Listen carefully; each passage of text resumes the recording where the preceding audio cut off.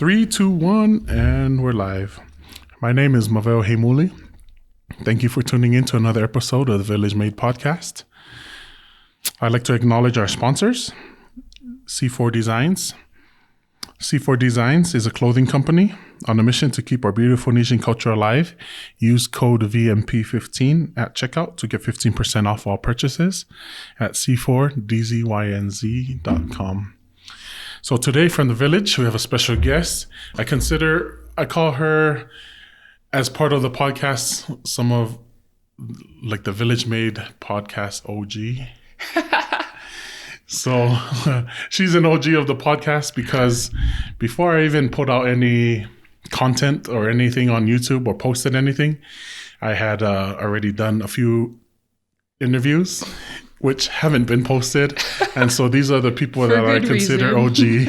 And I guess just for me, the reason for not posting these content with Feli from before, and this is the second time or the second go around with this, is just not having the confidence enough to post these things. And I guess equipment wasn't right at the time also. And so the place that we're at now, we're a lot farther ahead than we were when I first started this. And so it's almost been a year that I've been doing these interviews. But again, I appreciate the time, Feli, for coming back second time. Oh, anything for family. Thanks. Awesome. So let's just get into this. You already know how this goes. But can you talk about the story of your name, who named you, and the meaning of your names? Oh, awesome. So my name is Felicita Sanilaita Ika. And Felicita I'm named after one of my dad's sisters, who lived in Australia for a really long time, and then remarried after her husband passed away and lives in Tonga now. But she is one of my dad's closest siblings. And so my dad wanted to name me after her because they have a really close relationship. And then Sanilaita is after my dad's mom, my grandma Molly. And my dad always shares stories. I met her a couple times. And just from the short amount of time I was able to spend with her, I'm grateful to carry her name. My dad loves his mom and always talks about how hardworking she was. And anyways, so I'm grateful to have both of those reminders in my name. And then obviously Ika. My dad is an Ika, and we are very close to our Ika family. And then my mom is also a Funaki, and we're really close to my mom's family as well. So just proud of my name and grateful that my parents were very thoughtful about who they named, and both of my parents' sides, and just the legacy that they've left for my siblings and I to follow and be a part of. Awesome. Where in Tonga, what villages do your parents come from? My dad is from Hakame. They're known for making the best horse. And I might be biased, but I think it's true. And then my mom's family is from Ewa. Awesome. For you, where were you born and raised? So I was born in Kahuku, Hawaii. All right. The luxurious Kahuku Hospital. But we moved to Provo when I was 1. Okay. So Provo is home. But I remember growing up and just knowing, and my parents telling me all the time, you were born in Kahuku. And then people talking about Kahuku and my cousins who went to Kahuku High School and just all the awesome things about that place. In my head thinking oh my gosh, I was born in Kahuku, Hawaii, this amazing hospital. And then when I went back to school, to BYU Hawaii, we passed the high school, and my dad was like, "That's Kahuku High School." And I was like, "Okay." And we were going to your house, actually, and then we passed the hospital, and my parents were like, "That's the hospital you were born in." And I was like, "What?" It wasn't as big as I thought it was growing up, but I'm still very proud when I get to tell people I was born in Kahuku, Hawaii, even though we moved to Provo when I was 1 and Provo's home. So Provo, what was childhood like for you growing up in Provo? Childhood. I loved my childhood. I just think of how like simple it was. Always playing in the neighborhood all day long with all the neighborhood kids. So actually, cool story, when we moved to Provo, we lived with my mom's sister lived here, Auntie Seppi and her family. So we lived with them first, and my dad was searching for a job. They came here so that my dad could further his education at BYU Provo, and came across this nursing home for the intellectually disabled. And the owner of the facility just took my dad in like family. And so my dad started working there, and he's worked there ever since. But the family, we call them grandma and grandpa that owned it, they took us in. And my grandpa would tell everyone, like we would go to all their family stuff. And they would come to all of our family stuff. But he would tell, they were Palangi, but would tell everyone that we were the black sheep of the family, but always made us feel like we were at home and took such good care of us. And so like that was a big part of my childhood and is still a big part of my life today. And then also just our ward family. Grew up in the Sunset 12th Tongan ward.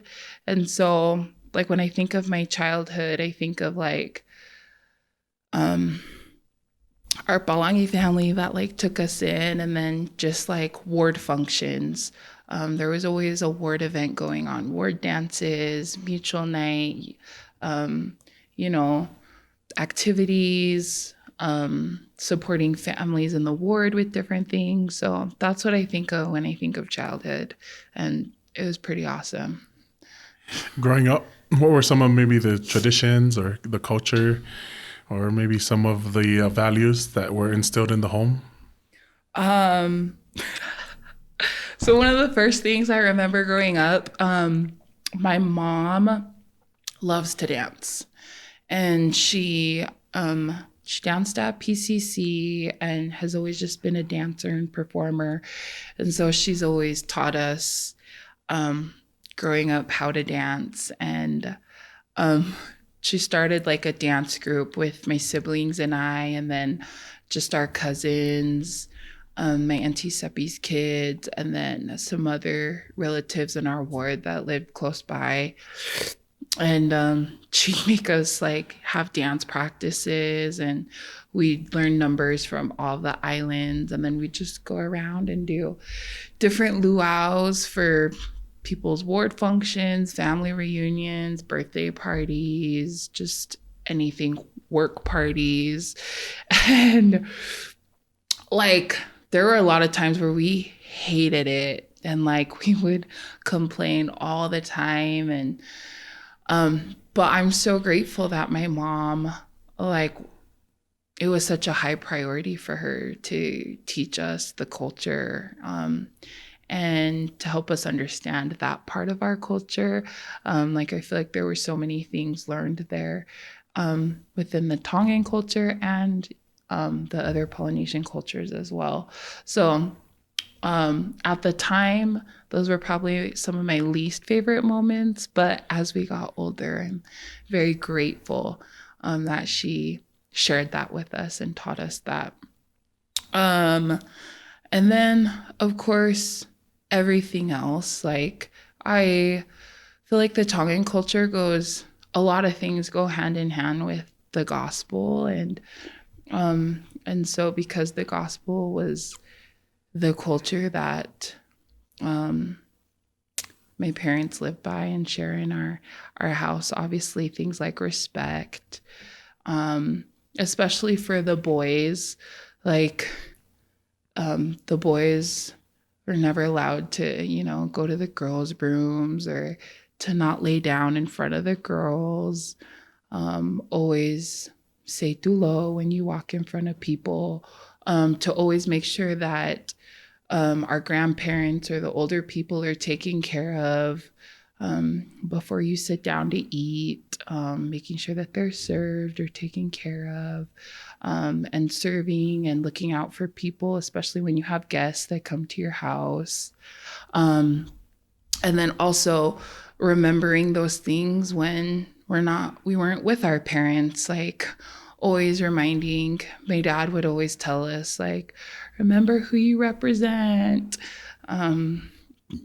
whenever we leave the house, or go to do something. And also working hard, and making most of the opportunities that are given to you and provided to you. So those are some of the things that come to my mind off the top of my head. Growing up, did you have problems with identity? Maybe because maybe in the home you had the one culture, the Tongan culture, and then when you went to school or when you went out into the real world or the world, that we have the American culture or the Palangi culture. And was that something difficult, navigating the issue of identity growing up?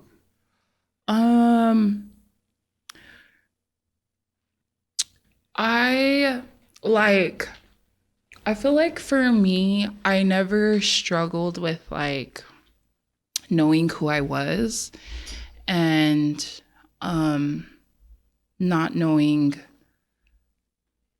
like I just always remember that I always knew that I was Tongan and to always be proud of it. But I can remember multiple times where I've had experiences where, I was treated differently or just mistreated because of my ethnicity. But I never questioned or doubted who I was. Like, I remember always being very proud. Like, yeah, I'm Tongan and I'm not gonna apologize for it to anyone or for anything. And so of course, I feel like as a normal person, like growing up, like I did have experiences where it was like, okay, like kind of got to figure out who you are. But I feel very blessed and grateful that I was able to figure that out at a young age. I can remember as a freshman in high school, going through an experience where everything that my parents taught me, I experienced in one day. And because the choices I was making at the time weren't in line with what my parents had taught me and wanted me to do, I feel like I literally had a quick experience that was like, okay, what they're teaching me and what they're telling me works. And so don't question it, just do it. And that's the only time where I had to figure everything out for myself. But I don't feel like I ever struggled or felt like I had to cater more to the people I was around. I just always remember being just knowing I'm Tongan and I'm very proud of it. And I know that's because of what my parents taught me, and how they raised me. I don't feel like I ever doubted or questioned that or was ever put in situations to be ashamed of my skin color or my culture. Nice. With the understanding that you're your grandparents moved here to the U.S., for a better life, for a better education, do you think they'd be proud of you for who you are and for the sacrifice they made to move here? I'd like to hope that they would be. I think we can always be better and we can always do more. But thinking of my grandparents and always remembering the sacrifices that they made, and then that my parents made so that my siblings and I,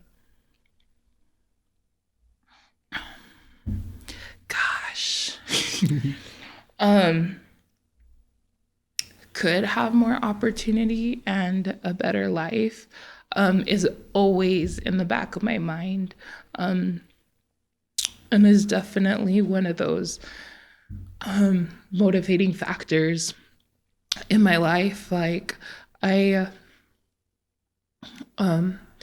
remember, in high school, planning and preparing for college,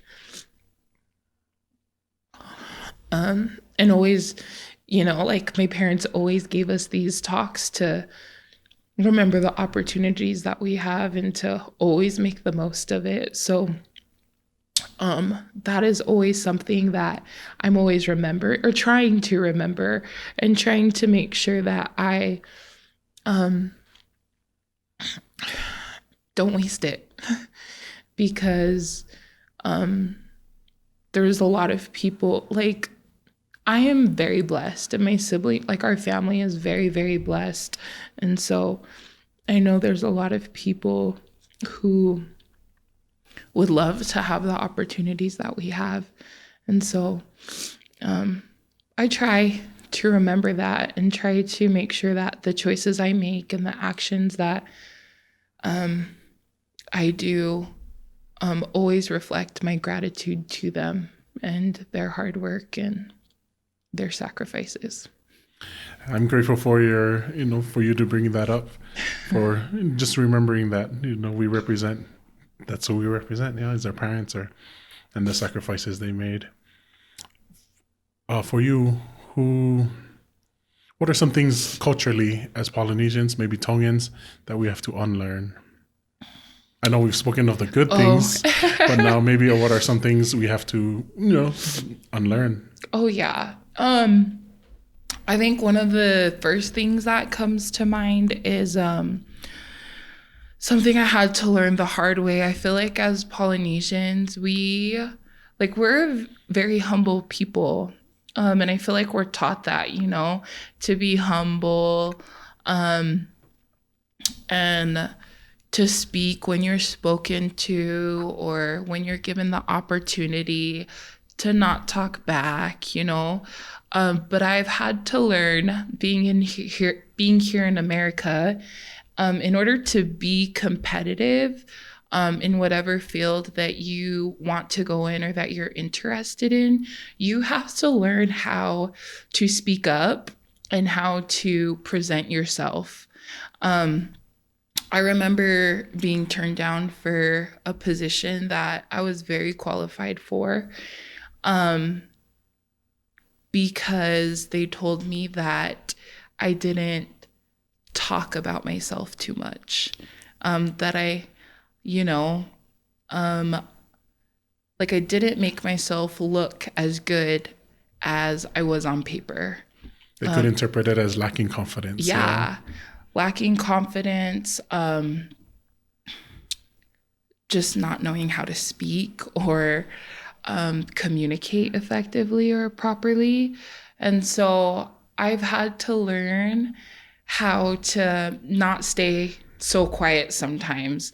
I mean, like, sometimes when I'm with the youth or kids or teenagers or basketball, I can be very loud and out there. But usually, like, if I'm in a group with people discussing something or learning something, I like to just sit back and listen. And but I've just had to learn that I can't wait till I'm given the opportunity to speak, because sometimes those opportunities won't be there. And if I wait, then I'm going to miss out on opportunities that I know I deserve. So that's been a little uncomfortable for me, but I'm grateful that I was able to learn it, and I'm grateful that I'm able to continue to work on it all the time. So that's probably the biggest one for me. And as Polynesians, what are some things maybe the world can learn from us, or what do we have to offer the world? Oh my gosh, that's a loaded question. I feel like there's so many things both ways. So I get to work with teenagers a lot, and I love it, and I'm so grateful. And I'm always telling them like to get involved in their schools and their communities, like, you know, student government, student council, like go put yourself out there, go participate, because these kids have so many great ideas. Like in our club, they come up with so many great ideas and express so many things from different perspectives that I never would have thought of.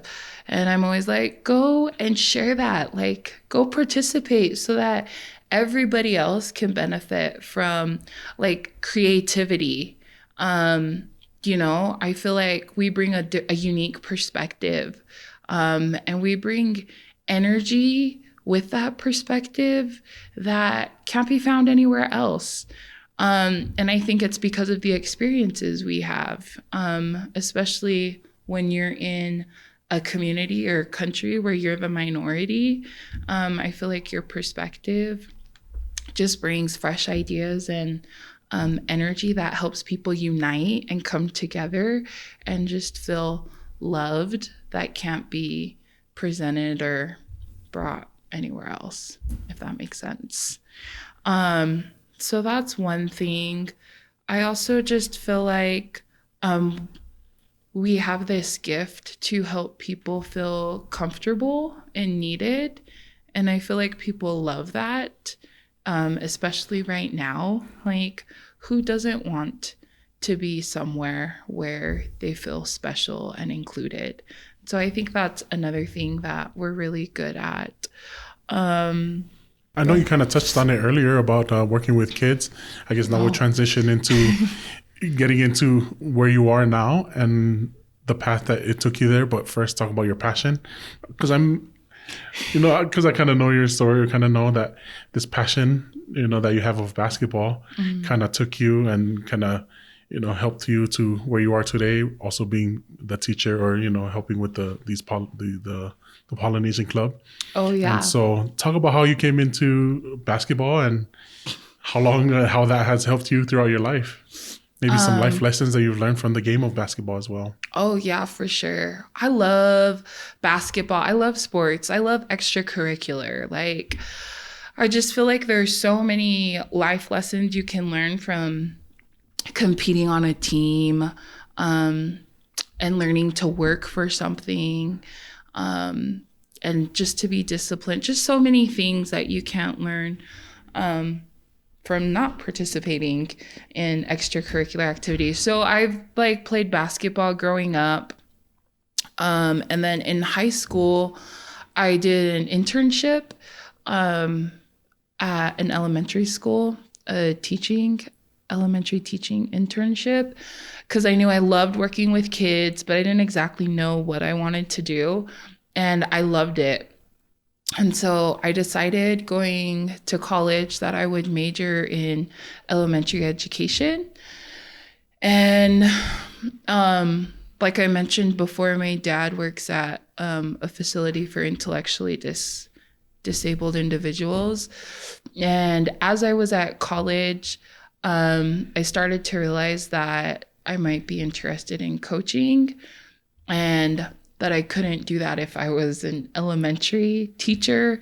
So I'd probably have to look at teaching secondary, but I didn't know what subject I wanted to go into. But because of my experience working with individuals with intellectual disabilities, my dad gave me the idea that I might want to go into special education. And I was like, oh yeah, that'd be perfect. Because then I'd be able to coach at the high school level if I was teaching high school.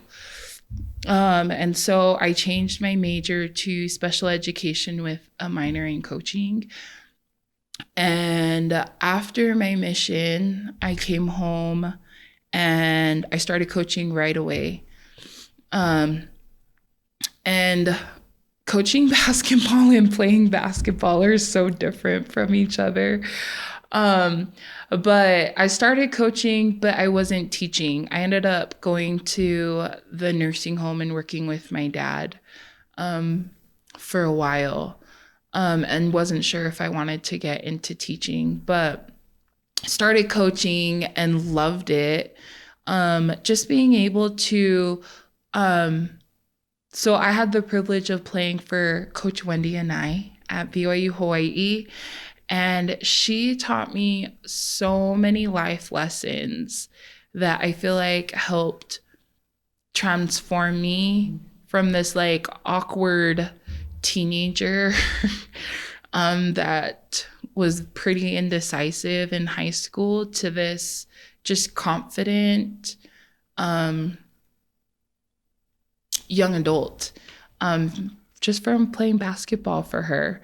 And like I learned that some of the biggest lessons that I can think of from Coach Wendy that I learned were that I could do hard things. Those were some of the hardest practices I've ever been in with Coach Wendy and I.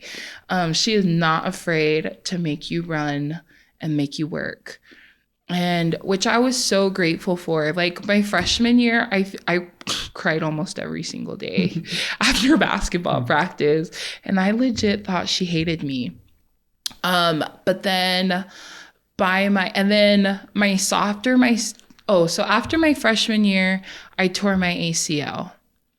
And then I wasn't expected to play my second year. They thought I would just redshirt the whole year, but I ended up coming back after preseason. And so, which I thought was pretty good because they said I wouldn't be cleared for 9 months. But I got cleared at 5.5 months. And that was because they made me cry at physical therapy every single day. Anyways, so I got cleared and came back and played during conference and for the rest of that second season. And I thought it was like pretty great. And then I had my exit interview with her at the end of the season before we go home for the summer. We usually met with her so she could evaluate our performance and let us know what we needed to work on for the upcoming season. And in that interview, she told me that she felt like I could do more. She wasn't pleased with my performance at all, and gave me a list of these things that she wanted me to do and work on, and told me that if I didn't meet those things, that I wouldn't have a scholarship anymore. And I was like pissed. I was like, are you kidding me? I like worked my butt off so I could come back, and you're telling me it wasn't good enough? Like, and you're telling me if I don't do all these things, I'm not gonna have a scholarship. So I remember coming home that summer and just working so hard. And my dad worked with me. Like my dad is so great. When he knows that we have goals and we want things, he pushes us. And like when I wanted to quit or when I didn't, like felt lazy and didn't want to do things, he reminded me like, oh, you have things to do. And so I worked hard and came back in the best shape I had ever been in. And it was just so satisfying to me to see her reaction and just, hear those words from her. Like, I'm proud of you, what you did over the summer. Thank you for taking care of that stuff. And, you still have your scholarship. But after that experience was when my relationship with her changed. Not so much like how, like she still was very hard on me and very straightforward, but I appreciate that too. And so I just learned that, like, I felt like she saw something deep down inside of me and like just reached deep down in to like pull it out of me, because it wasn't her making my life miserable. It was me getting in my own way. And so like, I just learned that I can do hard things. And then she would always say, like, when we wanted to puke in conditioning, she would always say, every time you think you have it bad, there's always someone who has it worse. And so I appreciated that, because that helped me create the mindset that to think outside of myself. You know, when I think that I'm struggling or going through a hard time, find someone else to help or pick up or serve. And that as a team, like, I'm not struggling alone. There's other people struggling with me, so I can fight. I can give a little bit more. And so just all of these things she taught me and helped me become a better person. And so I knew I wanted to go into coaching so that I could give that back to other girls, especially Polynesian girls. And I just realized I gave you a really, really long answer about that. But no worries. Anyways, so after 5 years of working with my dad, I finally decided that I wanted to use my teaching degree. And so I was at Provo High for 3 years. And I'm like diehard Provo. But then I had to leave Provo and didn't know what I was going to do. I was like, maybe I won't coach. But then I was coaching club basketball at the time. And one of the coaches that I was coaching with had just gotten hired at Lone Peak High School. And I knew the head coach at Lone Peak High School was someone who coached my sister Seppi and I at BYU basketball camps. And she's awesome, Nancy Warner. And so my friend was like, she's looking for coaches, so call her. So I called her and she was like so nice. She was like, yeah, I would love for you to come. So I left Provo, which I thought I would never, ever do, and felt like I was betraying my Provo girl heart.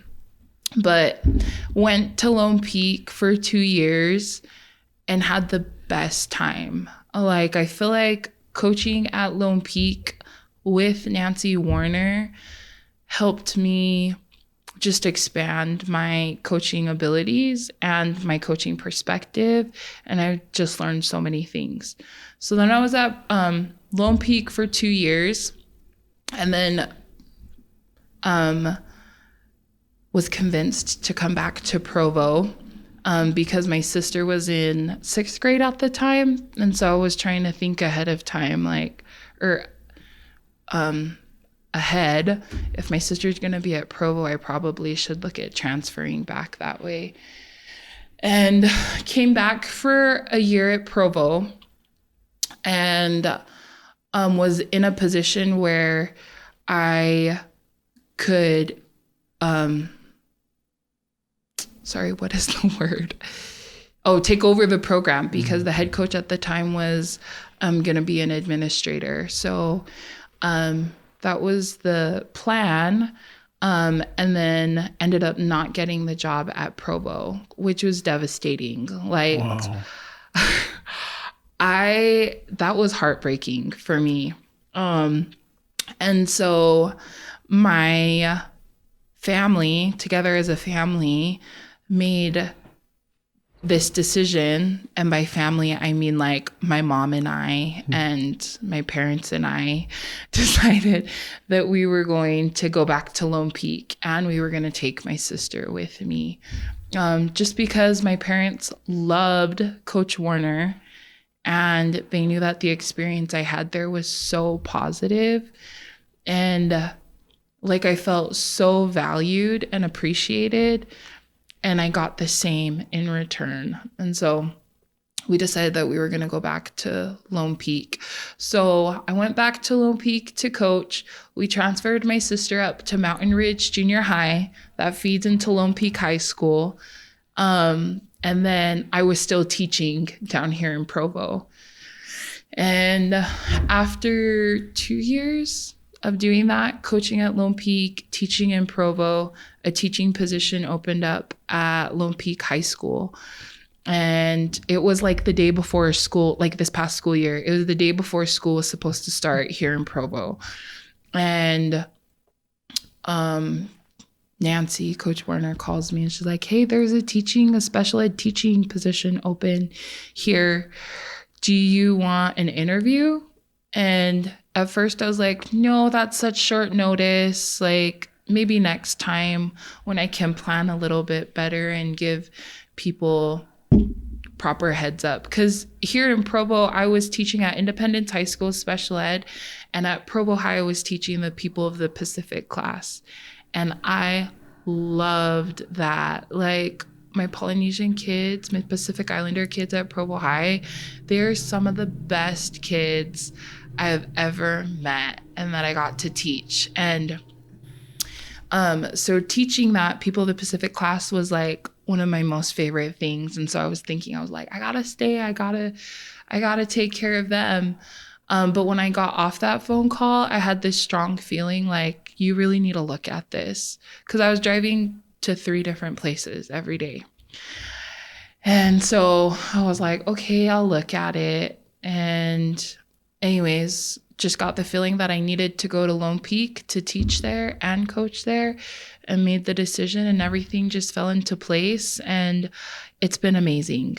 So now I am the advisor for the Polynesian Club at Lone Peak, and I teach special ed, and I get to coach basketball with the best people, and my sister is there at Lone Peak with me, and I love it. Man, shout outs to Coach Wendy and I. Oh, yeah. She's like just your one stories, of my that was favorite like, wow. people. Like, she's like I could never thank her enough for the things that she taught me. And it's funny because now I am like a very straightforward person. Like, if you suck, I'll tell you suck. If you do something I don't like, I'll tell you that. I'll tell you. And then sometimes when I'm yelling, I'm like, gosh, why do I feel like I'm turning into Coach Wendy right now? But I mean, she's like the best. I'll forever be grateful for her example in my life, and just the lessons she taught me and the accountability she held me to, because that's a big part of why I am the way that I am today. Shout outs to her, and also to Coach Warner. Oh, yeah. Your other. Yeah, that I coach with at Lone Peak. Yeah, she's amazing. They sound like awesome women. Yeah, they're the best. And then going off of women, what is your definition of a strong woman? And do you find or consider yourself a strong woman? What is a strong woman to me? I feel like it's an open-ended question. Like, I feel like there are things that I know make women strong, like being hardworking. Like, I think of my mom, just always working, you know, being the first to wake up, the last to go to bed. And then being able to wear so many caps, you know, being doctor when we're hurt, being therapist when we need to cry, or being police when we aren't listening, being independent, but also being able to admit when you're wrong or when you make mistakes, and being willing to learn and to change. There's so many things, and I can think of so many great examples of strong women in my life. And yeah, I consider myself to be a strong woman. I also feel like a lot of it is knowing who you are, and what your worth is, and then making sure that the way you live your life falls within those standards and those expectations, and being comfortable with who you are, no matter what people are telling you or what people are expecting you to say or to do, but always standing up for what's right and having the confidence to do it, even if you're standing alone, or even when you look like an idiot, or, you know, just feel uncomfortable. but sticking to it because you know it's what you're supposed to be doing. Amen. I like that. That was deep. Actually, I have a story. Can I share it? Yeah. So this week at Lone Peak, we had elections, right? For student council. And so my sister, she was running for student council, and she's so great. She's the best thing that happened to our family. Vita might think otherwise, but we know that McKaylee is the piece of heaven blessed to our family. Anyway, so I just had this conversation with her about, sometimes she's always like, I feel like I'm bragging about myself too much, when I'm saying that I do all these things or that I want to do all these things. So we just had this quick conversation, girl, you're a boss. And when you are talented and gifted, own it. And I've had this conversation with lots of teenage girls recently. And don't ever apologize for your awesomeness. Own it and use it, to bless other people and help other people, because that's why we're given the gifts and the talents and the abilities that we're blessed with. Anyways, and then I saw this quote on Instagram from one of the come follow me pages that I follow, and it was don't let Satan take your worth, because without it you can't do anything or won't do anything, but with it you can do anything. And I loved it because it was so fitting for the conversation I just had with my little sister, right? And then the next day, one of my nieces sends me a picture, and she's like, I saw this on Snapchat on one of the boys' stories, and I'm pretty sure it was a joke, but it doesn't settle well with me. And it was a snap, and this boy had put on his story on Snapchat, attention, everybody at Lone Peak only vote for males. Women shouldn't be allowed to run anything at Lone Peak. Wow. Right? That's crazy. I know. So she sent me this text, and she's and I was mad. I was like, are you kidding me? Because I was just thinking about this experience I had with my sister, and then this awesome quote that I saw, and then my niece is sending me this picture, and I'm like, this is exactly why so many teenagers, not just girls, even though that's who was targeted in this snap, struggle with identity. And they have so many gifts and so many talents, but they're scared to put themselves out there because of the responses that they get or the comments that people make. And so I was mad, and I told my niece, I was like, that is so ignorant and sexist. And I was thinking how am I going to handle this situation? I need to go find that kid. I need to tell him how wrong he is. I need to tell his parents they need to do a better job. Anyway, so then after I calmed down and thought about it, obviously there's a lot of things that I feel when we react in negative ways or make ignorant comments like that, obviously it's because we lack education on something, right? And then I was like, I probably shouldn't give that attention. I'm so worked up because I know the negative effect that is going to have on so many girls. And so, gosh, how many times have I cried on this today? 10 already. What I want to tell, I know so many girls probably saw that, and I wish that I could take in all of them and just reminded them individually of how awesome they are. And it's probably not going to be the last time where they see something like that, or they get told that, or have to fight stereotypes like that, but to keep fighting, and that they're not alone, and that also that they never have to tolerate it. If you see something like that, stand up, say something, because there's probably 100 other girls who feel exactly the same way.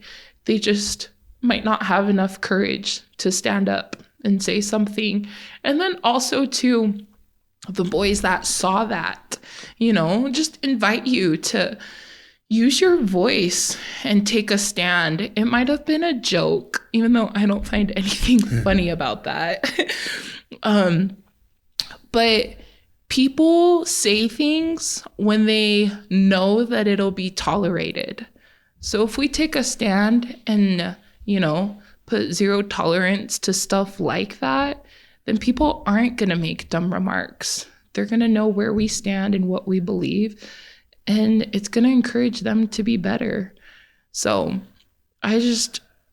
girls everywhere, women everywhere, no matter what age you are, what you're going through, I just believe all of us are strong in different ways, and we all have so much good to give to the world. So don't hold back.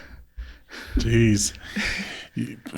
I was going to ask you those two questions, but you answered it yourselves. I was going to ask you, what are some of the challenges that the Polynesian youth face?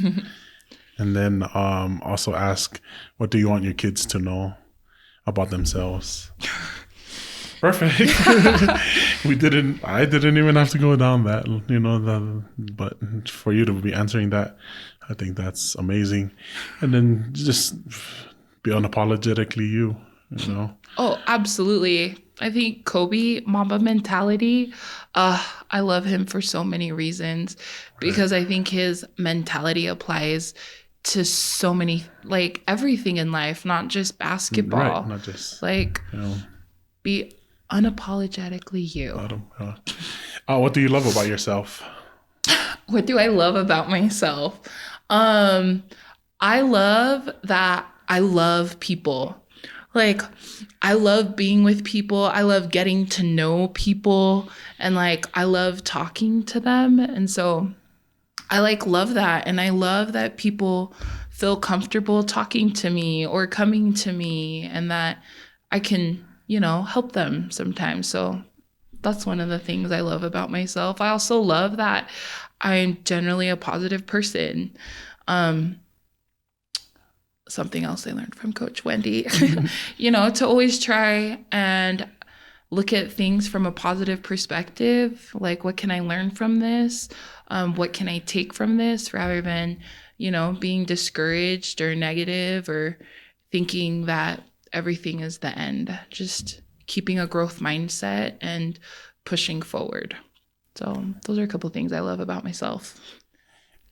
I know you mentioned Coach Wendy, and at the time she was your coach, and then now maybe as a coach yourself, is she a mentor? Can you speak on the importance of mentors? Oh yeah, absolutely. And do you have any mentors, I guess, besides her, or are you a mentor to other people as well?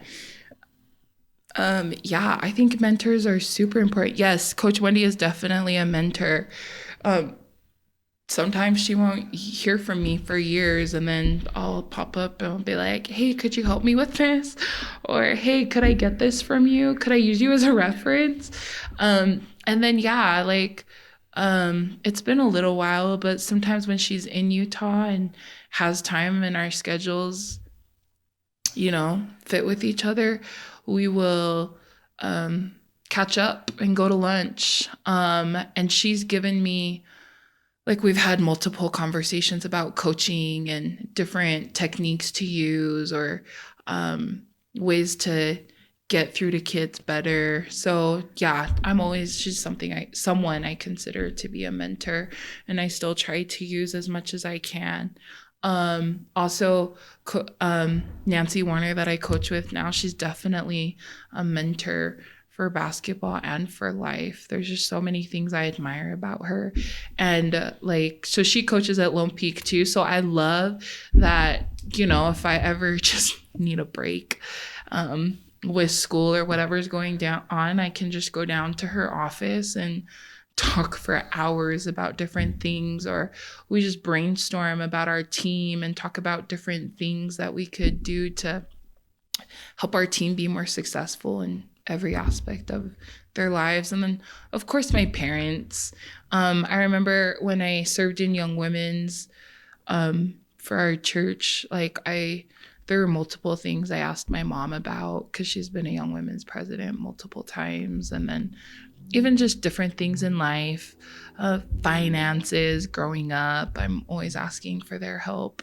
And then also like my older cousins, like Lupe Funaki, my cousin Crystal, even like Talia and Isaiah and George, and then my sister Seppi and my siblings as well too. So I feel like there are a lot of mentors, you guys, Sifa, Nay.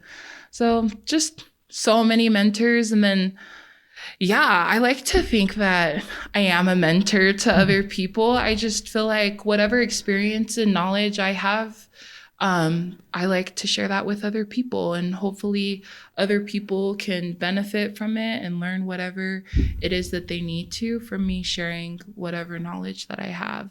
So I definitely need to be better at it, but I'm here to be used. So however I can be used, use me. Who is your favorite female athlete? Oh, my favorite female athlete. I have so many. Like obviously Serena Williams. Like I just like she's power. And like I love how she's a boss on the court and off the court. And also how she like empowers other women. Recently in college basketball, I'm a huge fan of Sabrina Ionescu from Oregon. Like her work ethic and again, her passion for basketball and to further women's sports is very inspiring to me. And I also love Candace Parker. Like I follow her and think it's so cool that she's so talented in different things like sports broadcasting now and being a mother as well. Right. So there's so many. That's amazing. Well, thank you for your, the inspiring words. Those are pretty powerful, especially your experience with, trying to help the youth and trying to get them to not only see who they are, but the potential that they can become and who they're, the destiny and who they're destined to be and the greatness they are. We'll go ahead and wrap this up. There's a few questions that I want to ask to get to know you a little more. Okay. So awesome. The first thing that comes to mind, go ahead and rattle it off. Okay. What takes up too much of your time? Oh my gosh. Recently, because of quarantine, YouTube. I feel like I want to be expert at everything. Everything I want to learn about or look at, I'm like, I'll just look it up on YouTube. And so I'm like researching everything, and I think I'm an expert at everything. But do you ever go down that rabbit hole where you start with like basketball and then somehow you end up at hula dancing? You're like, yes. How did I come? I started off with something, like just something that you went in wanting to learn and then end up with something so random and be like, why am I wanting to learn about cars now? And I wanted to learn about maybe finances or, Yeah, absolutely. Does that happen to you as well? Like 5 hours later, you're like, oh, shucks. That's yeah, all the time. Is that what's happening, I guess? Yes, that is what is happening right now. What do you wish you knew more about? What do I wish I knew more about? Everything. Something I'm trying to work on right now is just details about like play calling with basketball and coaching. So that's something I'm trying to get better about, and like situational basketball. So Coach Warner and her husband are geniuses at that. So they've inspired me to try and study that more and be better at that. What are some things you had to unlearn? Some things that I've had to unlearn. So, being at Lone Peak High School now, as compared to Provo High. Provo High, we had like almost 100 Pacific Islander kids, right? And they just like hungered so bad for anything about their culture and like ate it up. And so it was so easy to be there with so many kids who wanted to learn and wanted to participate and were so willing to jump in and represent their culture and be a part of their culture. And at Lone Peak, where the demographics are different and the population is different, I think I have like 25 Pacific Islander kids at Lone Peak, and there's probably like 10 that are really active and gung-ho about it. And so just seeing that difference at first was a little discouraging for me. And then I just had to realize that culture is evolving and it's going to look different for everyone. And it's wrong for me to expect that how it looked at Provo High is going to look the same at Lone Peak. Right. And so I just had to let go of that expectation and remind myself to be open-minded, and whatever it is that the kids know at Lone Peak and whatever desire and passion it is that they have, I just have to go with it and then build off of that and make the most of it. And so since I let go of that expectation and opened up and just embraced what I have there and what we're working with, my experience has been a lot better.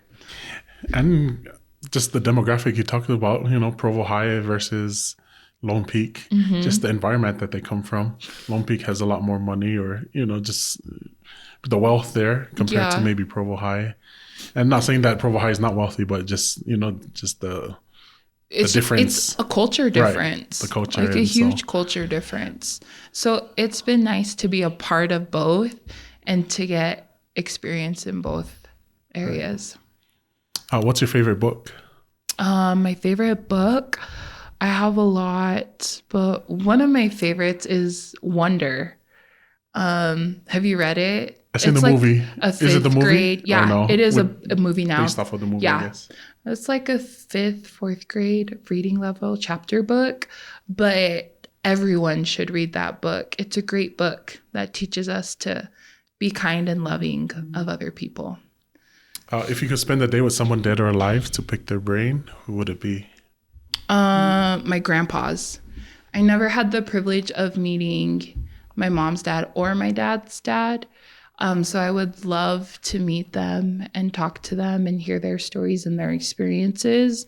And then also my Balangi grandpa, he passed away when I was on my mission. So I never had a chance to say goodbye, but I'd love to sit down and talk to all 3 of them together. I think that would be cool. What's special about the place you grew up? Provo. I love Provo. I know people that know me and talk to me and to my family. They're probably sick of us talking about Provo. I think it's just unique because it's a different perspective. People don't know this, but Provo is pretty diverse. I know when we first moved here, it wasn't, but the longer we've lived here, it's become pretty diverse. And so I think it's cool that there can be so many cultures living in one area. And I feel like I've learned a lot of things from being able to experience life with people from different backgrounds and different cultures. Well, what have you only recently formed an opinion about? What have I only recently formed an opinion about? I feel like I'm a pretty opinionated person, and I usually don't have any problem letting anyone know how I feel.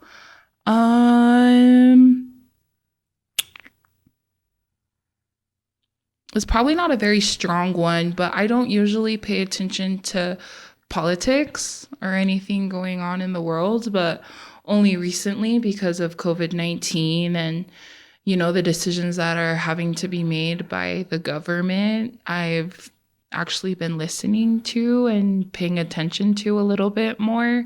And especially with the presidential election supposed to be coming up, I've been researching a little bit more about candidates and their stances and who I might want to vote for, but it's not anything great. What's the luckiest thing that's happened to you? The luckiest thing that's ever happened to me, or that's happened to me, I think just my family. They're like the biggest blessing to me. And gosh, I definitely wouldn't be where I am or who I am without them. So, and if they were ever taken from me, I'd be completely lost. So, my family. What song will guarantee to make you dance? Oh, what song is guaranteed to make me dance? Anything Mariah Carey or Whitney Houston. What are you most looking forward to in the next 10 years? What am I looking forward to most? Watching my siblings continue to grow and just succeed at life. What could you give a 40-minute presentation on with no preparation? A 40-minute,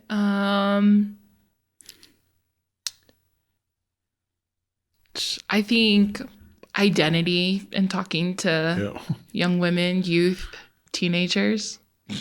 What hobby would you get into if time and money weren't an issue? Something with houses. My sister and I, we've been looking at like room makeovers, interior decorating, maybe flipping houses. Yeah, buying houses and flipping houses. When people come to you for help, what do they usually need help with? Because I work so much with teenagers, usually it's girl or boy problems and advice. What do you think everyone should do at least once in their life? Everyone should do once in their life. Gosh, these are kind of hard, Mavil. I think everyone should overcome a fear. Anything that they're scared of or afraid of, they should try it and do it anyways. Which of your scars has the best story behind it? Which of my scars? Tawanosifo. No, just kidding. I think I'm the one that scarred him. I think probably my ACL surgery. Oh, yeah. I have a scar on my knee. What helps you live in the moment? What helps me live in the moment? My nieces and nephews. I'm so grateful we have so many of them around us. But when I'm with them, or even when I'm not with them and I think about them and how fast they're growing, it reminds me to slow down, put my phone down, and just enjoy being where I am and being able to spend time with them. Last but not least, if you could get back to your village, how would you, or what would you do? I like to think that I am giving back. I hope I am. Like, I feel like my village is so broad. And then the more I meet people, just the bigger it gets. So I don't have much to give, but just whatever resources, talent-wise, or time-wise, or knowledge that I've gained from life that I can give back. I hope I'm giving whatever I can and whatever I have back to whoever needs it, and just always paying it forward. Awesome. Well, Feli, thank you for your time again. Thank you. That was awesome. I appreciate, what you do and especially working with the youth and believing in the youth, working with our Polynesian youth. Oh, yeah. I think that's something that's amazing that you're doing, and thank you. Just keeping up the good work. But is there any shout outs you want to give out or anything to talk about or for people to know about you? Or your... Shout out Lone Peak Polynesian Club. I love those guys. They're awesome. I'm sad. They just announced that the school year is going to be ending online. So hope you guys are well. Love you guys. Keep being awesome.